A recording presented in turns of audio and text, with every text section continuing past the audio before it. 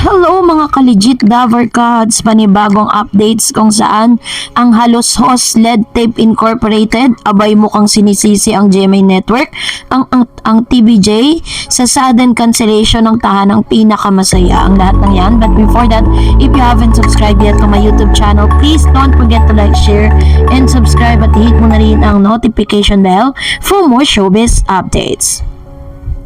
Of course, bago tayo magsimula sa ating updates for today's video, nais ko po muna magpasalamat sa lahat ng mga legit viewers, subscribers at ang lahat ng mga legit na nanonood at sumusubaybay sa lahat ng ating mga updates. Maraming salamat po.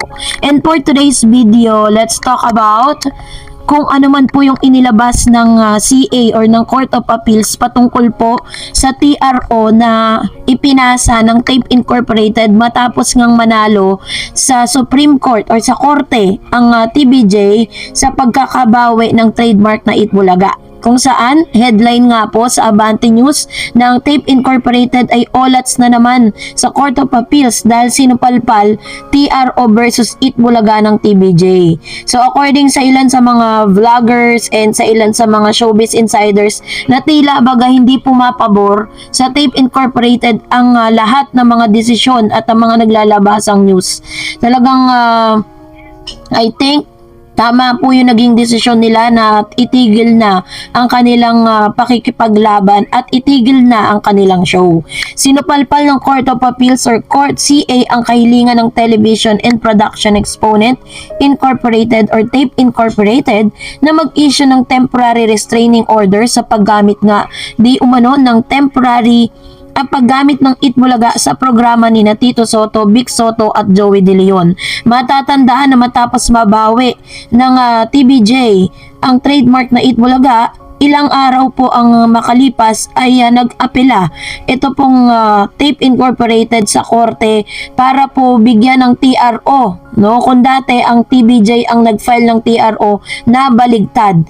Ayon sa inanunsyong resolusyon ng Court of Appeals na may petsang Feb 16, 2024, binasura ng korte ang kahilingan ng Tape Incorporated na mga halusos na mag-issue ng TRO sa paggamit ng Itbulaga at ng TBJ. So which means hindi po kinatiga ng Court of Appeals yung kanila pong yung kanilang TRO or temporary restraining order, at ito po ang nilalaman ng kanilang memo na na-receive coming from Court of Appeals. The prayer for temporary restraining order is denied at this time, there being no prima facie showing of a great irreparable injury that will befall the applicants should the ancillary relief prayed for be not given. Ayon sa resolusyon ni Associate Justice Apolinario Broselas Jr., Chair ng 4th Division ng Court of Appeals. Matatandaan na kinatigan ng Marikina Regional Trial Court ang petisyon ni TBJ na pigilan ang tape sa paggamit ng Itbulaga sa kanilang programa sa GMA7. Naglabas din ng kahintulad na desisyon ng Intellectual Property Office. Dahil dito, pinalitan ng tape ang pangalan ng kanilang programa at ginawang tahanang pinakamasaya hanggang sa itigil ang live show ng programa last March 2 na ikinagulat ng lahat. So dahil po dito, naglabas naman po ng article ang Billionario.com kung saan sinasabi nga dito na parang nagpapalusot di umano ang Tape Incorporated dahil sa kanila po mga statement ay tila baga parang sinisisi po nila ang Tape Incorporated or ang GMA at ang TBJ sa kanila pong sudden or parang bigla ang paghinto or pagsasara ng kanilang show.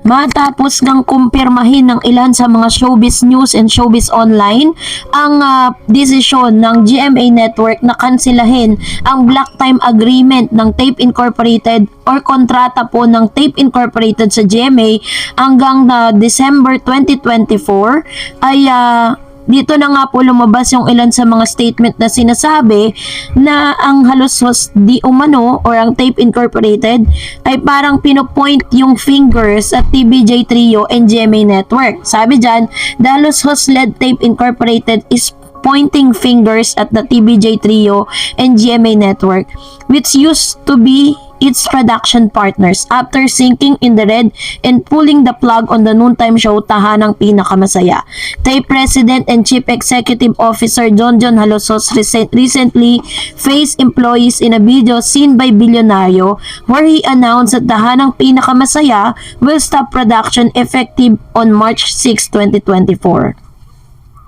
During the General Assembly, Halosos insisted that his family had to step in and control TAPE's operation because the company was supposedly bleeding money due to financial mismanagement and payment of early retirement packages to executives. Nako po, mukhang ito talaga yung sinasabi po nila na parang sinasabi ng TAPE na kaya daw sila ay parang dinudugo, no? Parang sinasabi dito, they are bleeding the money due to financial mismanagement at nagbabayad daw di umano sila ng early retirement packages sa mga executive ng nasabing company or nasabing production. He also hinted that departure of Itbulaga hosts led by Tito Vic and Joey De Leon as a major factor for the company's financial losses. So talagang ang pino-point out po ng TAPE Incorporated, ang tanging may kasalanan dito is walang iba kundi ang Tito Vic and Joey. Yun po yung kanyang pino-point out dito. It was released by written by Bilyonaryo.com. So ibig sabihin legit yan. Last year, alam nyo naman yung nangyari na hindi dapat nangyari. Iniwan tayo ng kasama natin Before ako pumasok dito at nag-decide ang Halosos family na makialam na, nakita na namin sa mga reports na palaki na ng palaki ang diferensya ng paggastos at ng income. In short, nalulugi, he said. Halosos went to initiate that some department heads appeared to have colluded with one another in retiring early before their families take over. One former executive he claimed received 18 million payout.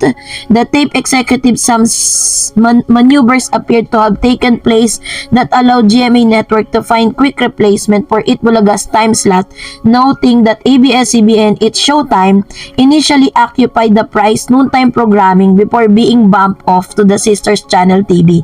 So yun talaga yung sinasabi nila. Sabi nila, alam naman daw ng GMA na meron pong noontime program na nag-e-ere doon po sa kanilang main channel, tinanggap pa rin nila ang It's Showtime bilang kakompetensya ng Tahanang Pinakamasaya o ng kanila pong programa. Salamat sa inyo, naniwala tayo. Hindi ko alam kung planado, basta alam ko lang ang galing sa pag-alis nila, may bagong show sila, sabi ng Halosos. Sinubukan natin lahat ng ating makakaya, dumating ang panahon na lumobo ang utang namin sa GMA. TBJ disagreement with TAPE Inc. led to their departure from GMA Network where Itbulaga aired for 28 years. The noontime show is now Manuel B. Pangilinan's TV5. So, ganun po, no? Parang napakabibigat po ng mga binitawang salita nitong si Mr. Jonjon Halosos patungkol sa issue. Kayo po, ano pong saloobin ninyo patungkol dito?